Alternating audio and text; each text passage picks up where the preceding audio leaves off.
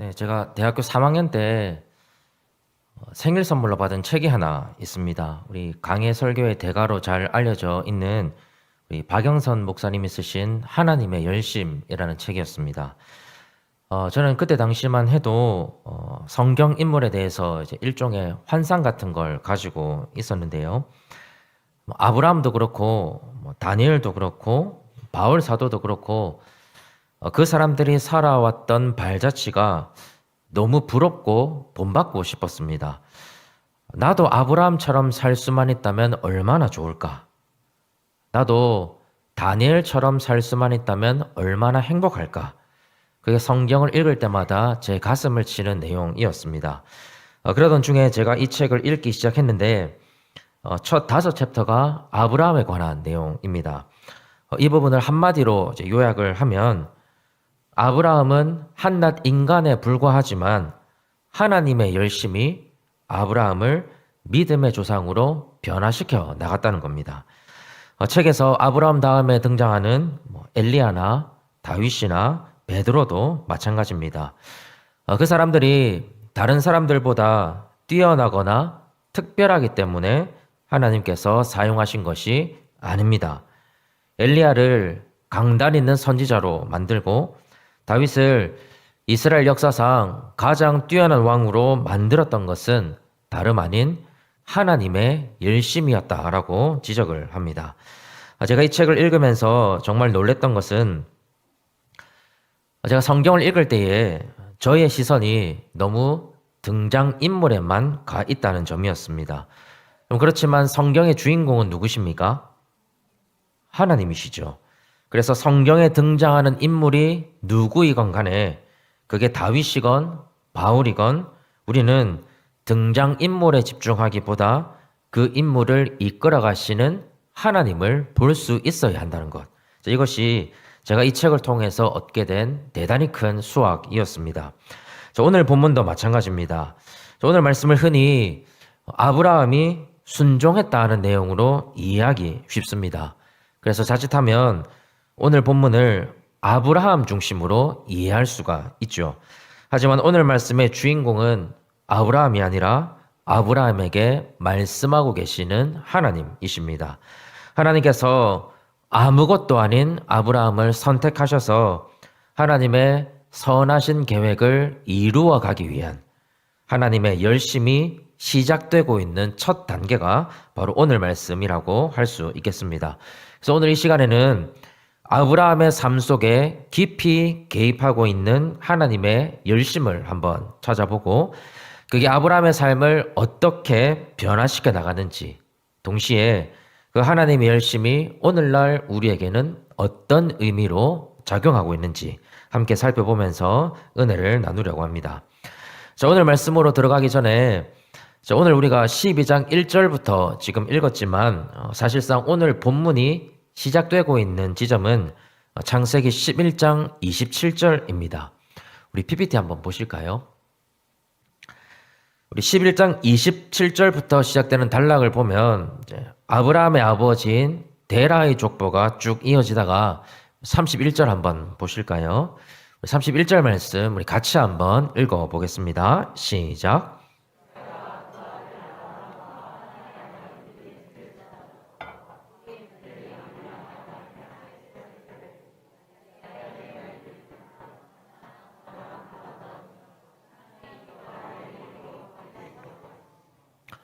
자, 여러분 성경은 주의 깊게 읽어보면 군데군데에 각 구절을 이해하고 해석할 수 있는 그 의미를 숨겨둔 부분이 제법 많이 있습니다. 이제 이 구절도 마찬가지인데요. 이 구절을 잘 한번 보시면 자, 아브라함의 가족이 이미 어디를 향해서 가고자 했습니까? 자, 가나안 땅으로 가고자 했다라고 분명히 기록하고 있습니다. 자, 이미 어디를 떠났다고 말씀하고 있죠? 갈대아 우르를 떠났습니다. 자, 데라를 포함한 아브라함의 가족이 가나안 땅으로 가던 것을 멈추고 지금 하란에서 거주하고 있다라고 지금 밝히고 있죠. 여러분 이 구절과 오늘 본문인 12장 1절을 좀 교차해서 읽을 때 그럼 저자가 우리에게 지금 넌지시 말하고 있는 것은 무엇일까요? 창세기의 저자는 독자들이 이 구절을 읽으면서 무엇을 조금 알아차리기를 원했을까요? 방금 읽은 우리 창세기 11장 31절에 근거해 보면 아브라함이 오늘 본문인 창세기 12장 1절의 말씀을 듣고 있는 장소는 어디입니까? 어디죠? 우리 PPT 다시 한번 띄워주실까요? 12장 1절의 말씀을 듣고 있는 장소는 지금 어디입니까? 하란이죠. 그렇죠? 이미 우르를 떠나서 하란에 거주하고 있다고 지금 밝히고 있으니까요. 이미 갈대아 우르를 떠난 상태입니다. 그렇죠? 우리가 신약 성경으로 넘어가서 우리 사도행전 7장 2절에서 3절을 보면 우리 스데반의 설교가 나옵니다. 우리 같이 한번 읽어보실까요? 시작.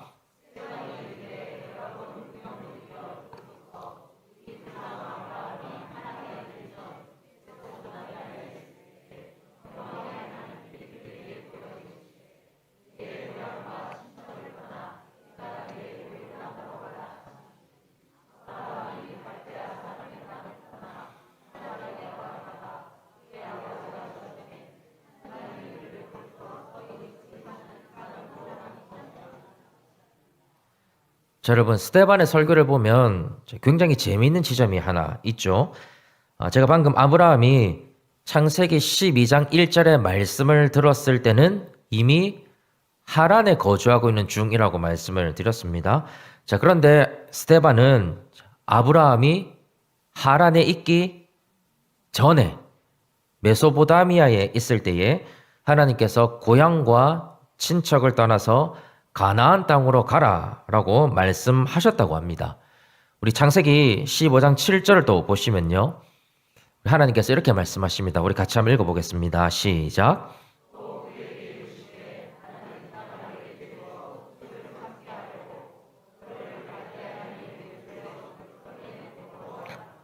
자, 여러분 여기서도 보시면 하나님은 아브라함을 창세기 12장의 배경이 되는 하란에서 이끌어냈다라고 말씀하지 않으시고 뭐라고 말씀하십니까?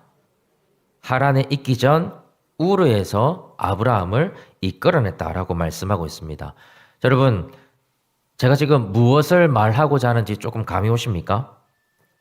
자, 사도행전 7장에 나오는 스데반의 설교를 봐도 그렇고 창세기 15장에서 하나님께서 직접 말씀하시는 장면을 봐도 그렇고 하나님께서는 아브라함이 하란이 아니라 갈대아 우르에 있을 때에 내 고향과 친척과 아버지의 집을 떠나라고 말씀하셨습니다. 자, 그런데 창세기 11장 31절이 지금 가르쳐주고 있는 사실은 아브라함이 친척과 아버지의 집을 떠나는 것이 아니라 아버지와 친척들과 함께 가나안 땅으로 지금 가고 있고 게다가 가나안 땅으로 가는 여정을 잠시 멈추고 지금 하란에 거주하고 있다는 사실을 보여주고 있습니다.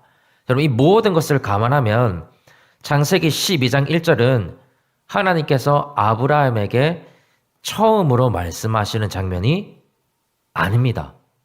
성경에 직접적으로 기록되어 있지는 않지만 아브라함이 우르에 있었을 때에 하나님은 이미 내 고향과 친척과 아버지의 집을 떠나서 가나안 땅으로 가라고 말씀하셨습니다.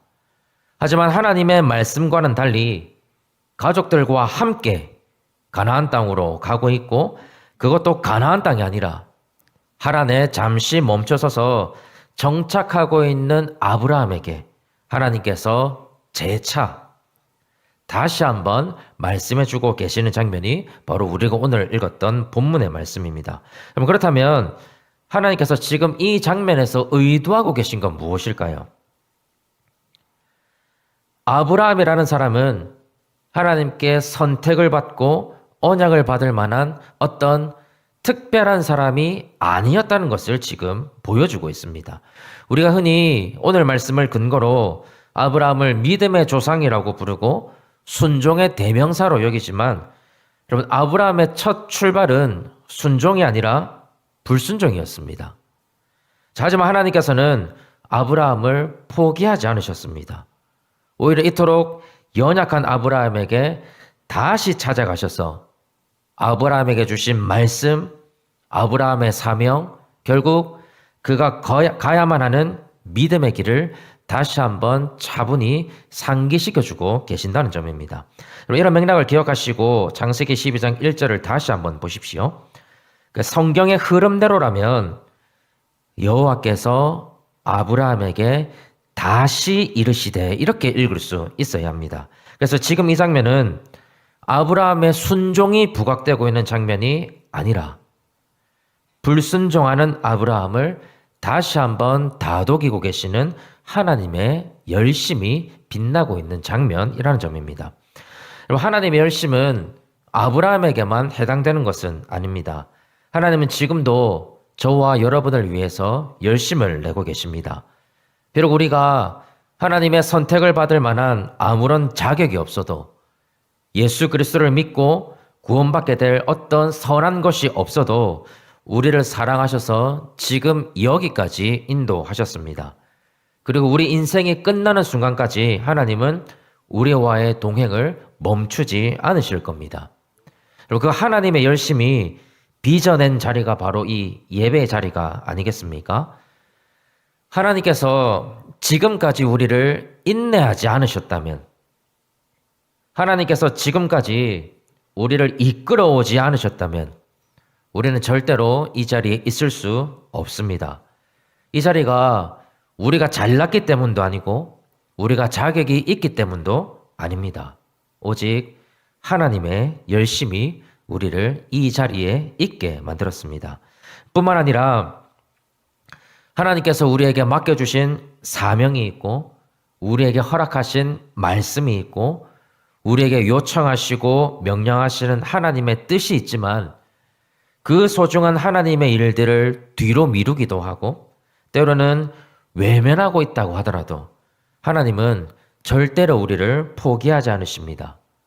하나님의 열심으로 다시 한번 우리를 찾아오시고 우리에게 다시 말씀해 주시고 다시 은혜를 주시고 다시 힘을 주셔서 우리가 하나님의 뜻에 순종할 수 있도록 우리를 향해서 열심을 내고 계신다는 점입니다.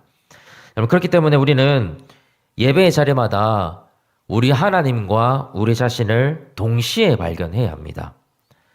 나의 약함을 발견하지만 동시에 하나님의 선하심을 발견하고 나의 죄를 발견하지만 동시에 하나님의 용서하심을 발견하고 나의 불순종을 발견하지만 동시에 하나님의 오래 참으심을 발견하고 그래서 나의 부족함에도 불구하고 여전히 나와 동행하시고 나를 이끌어 가시는 신실하신 하나님을 마주하는 곳이 바로 우리의 예배 자리여야 합니다. 그래서 우리는 예배 자리에서 다른 것에 감격하는 것이 아니라 나를 포기하지 않으시고 당신의 열심으로 나를 빚어가고 계시는 그 하나님 때문에 우리는 감격할 수 있어야 한다는 것입니다. 여러분, 저는 헌신도 마찬가지라고 생각합니다. 하나님을 위해서 또 주님을 위해서 기꺼이 헌신하라 라고 말씀하시는 우리 하나님의 말씀에 누구라도 다 순종하고 싶죠. 그런데 우리 현실을 살아가다 보면 헌신이라는 것이 참 쉽지 않다는 것을 경험하게 됩니다. 그래서 많은 사람들이 지금은 아니고 내가 좀 준비가 되면 때가 되면 하나님 앞에서 헌신해보겠다라고 이야기를 합니다. 지금 당장은 자신이 너무 연약하고 부족하고 하나님 앞에서 부끄럽다라고 이야기를 하죠.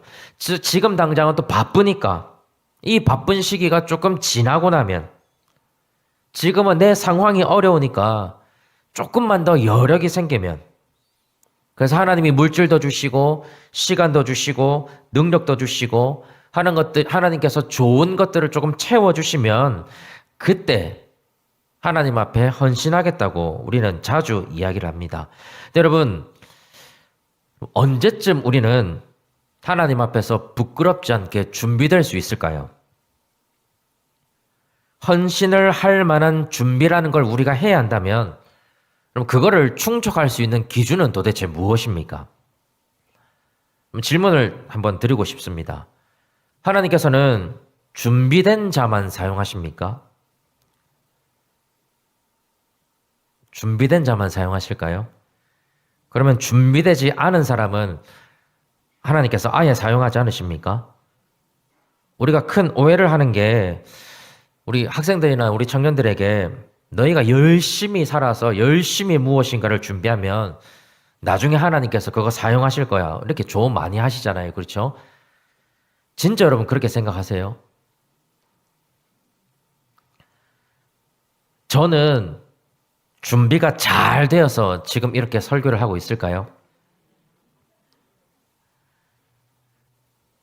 아닙니까? 저는 그렇지 않다고 생각합니다. 하나님이 사용하시기에 적합한 기준을 채워 나가야 한다면 저는 분명히 낙제점일 겁니다. 하나님은 준비된 자를 사용하실 뿐만 아니라 부족하고 연약하고 모자라고 흠이 많고 세상의 기준으로 볼 때는 불가능해 보인다고 하더라도 하나님의 열심으로 그 사람을 사용하십니다. 부족하면 채워나가시고 실패하면 다시 일으키셔서 우리의 능력이나 힘이 아니라 당신의 힘과 당신의 능력으로 그래서 하나님의 열심으로 하나님의 일을 성취해 나가십니다. 여러분 따라서 우리의 헌신이라고 하는 것은 우리의 자격과는 별개입니다. 그저 하나님의 열심이 나를 향하고 있으니 하나님의 이끄심에 묵묵히 순종해 나가는 것. 그래서 내가 있어야 할 자리에 있고 내가 섬겨야 할 자리에 있으면서 하나님의 인도하심을 소망하는 것. 여러분 그게 참다운 헌신의 자세가 된다는 점입니다. 사랑하는 여러분, 우리 특별히 11여전도회 회원 여러분, 하나님의 열심이 여러분들을 향해 있습니다. 하나님의 열심은 절대로 멈추지 않습니다. 하나님께서 여러분들에게 힘이 필요하면 힘을 주실 것이고 은혜가 필요하면 은혜를 주실 것이고 실패하고 있다면 다시 일으켜 주실 것이고 멈춰서 있다면 다시 다가오셔서 우리의 손을 잡아 주실 것입니다. 그래서 하나님의 열심으로 하나님께서 우리와 동행하고 계신다는 사실을 우리에게 보여주실 줄 믿습니다. 이런 하나님의 열심을 기억하셔서 우리에게 맡겨진 사명, 그것을 위해서 힘들더라도 힘차게 전진해 나갈 수 있는 저와 여러분들이 다 되시기를 바랍니다. 한 가지만 더 한번 살펴볼 텐데요. 1절을 한번 보실까요? 우리 1절 말씀 우리 같이 한번 읽어보겠습니다. 시작.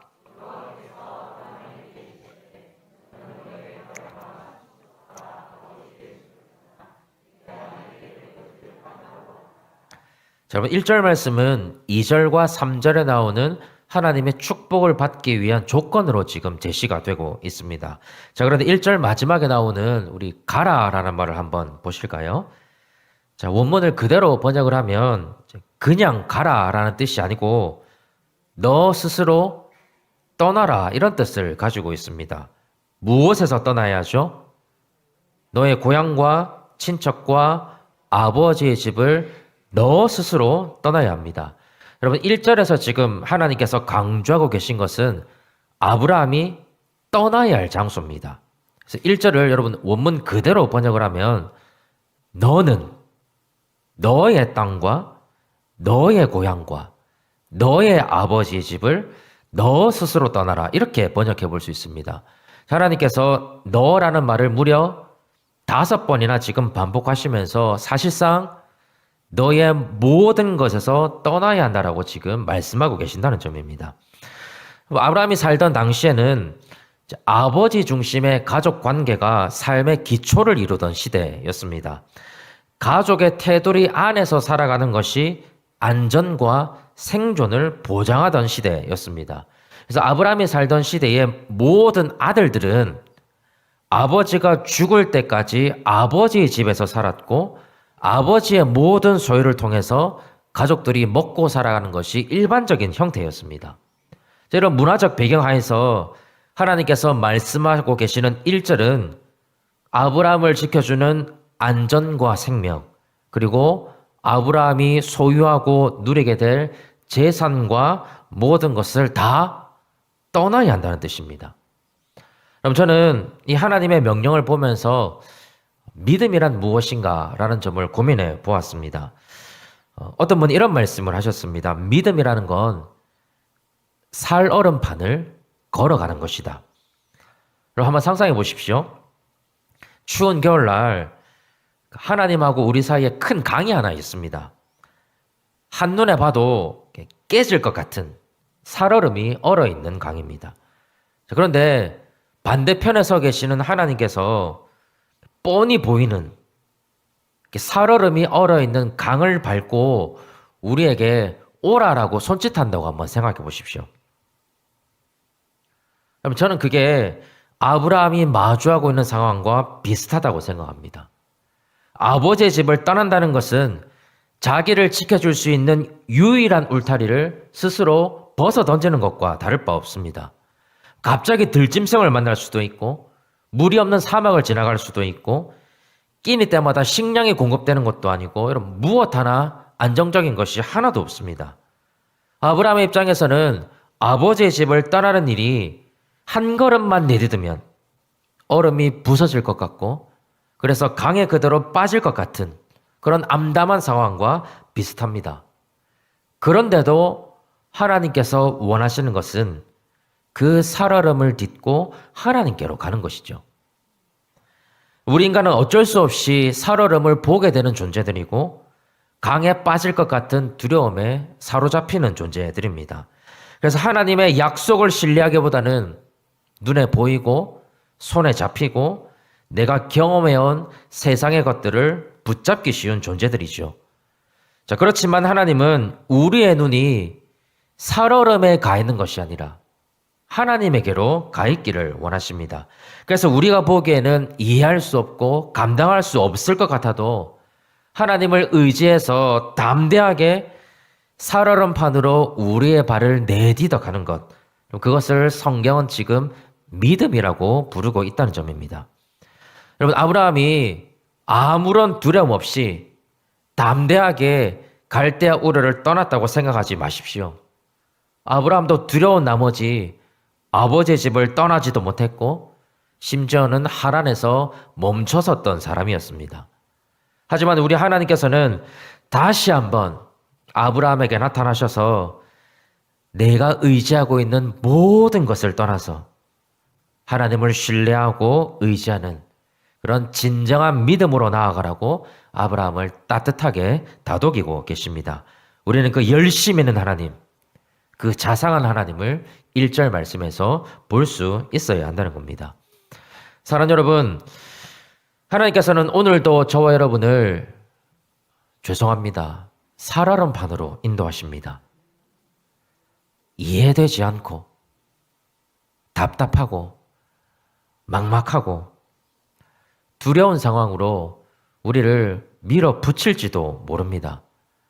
그렇지만 하나님께서는 우리와 단 1cm도 떨어지지 않으시고 우리 곁에 서서 우리가 살얼음으로 발을 내디딜 수 있도록, 그래서 진정한 믿음으로 나아갈 수 있도록 오늘도 우리를 다독이고 계십니다. 히브리서 11장 6절은 믿음이 없이는 하나님을 기쁘시게 할 수 없다라고 단호하게 말씀하십니다. 바울 사도는 고린도후서 13장에서 날마다 믿음 안에 있는가 우리 자신을 확증해야 한다라고 말씀하고 있습니다. 이 자리에 계시는 저와 여러분들이 1절의 말씀처럼 우리를 지켜줄 것 같고 우리를 평안하게 하고 우리를 기쁘게 할 것 같은 세상의 모든 것을 우리 스스로 떠나서 하나님만 붙들 수 있는 그런 믿음을 고민해 보시면 좋겠습니다. 여러분, 고민하고 점검해 볼수록 우리는 우리 믿음의 연약함을 고백할 수밖에 없을 겁니다. 그런데도 감사한 것은 우리가 여전히 부족해도, 우리의 믿음이 여전히 연약해도 하나님께서는 하나님의 열심으로 우리를 온전한 믿음의 자리로 이끌어가고 계신다는 사실입니다. 여러분, 우리 하나님 참 좋으신 분입니다. 살얼음으로 밀어붙이시지만 참 좋으신 분입니다. 우리가 하나님의 약속을 받았지만 멈춰서 있다고 해서 하나님 불같이 화내지 않으십니다. 조용히 다가오셔서 다시 일어서자고, 다시 걸어가자고 따뜻하게 격려하시는 자상한 분이십니다. 우리가 불순종하고 있어도 한없이 인자하셔서 말씀으로 우리를 다시 일깨워 주시는 긍휼이 풍성하신 분이십니다. 그 하나님께서 우리의 믿음뿐만 아니라 우리의 헌신도 온전하게 만드실 줄 믿습니다. 혹여나 우리가 헌신하는 것을 버거워하고 부담스러워하고 때로는 거절하고 있다고 하더라도 다시 말씀하시고 다시 다독이시고 다시 손잡아 이끄시는 우리 하나님을 이 시간에 만나시고 그 하나님 때문에 주님의 교회를 위해서 다시 한번 수고하고 헌신할 수 있는 저와 여러분들이 되시기를 바랍니다.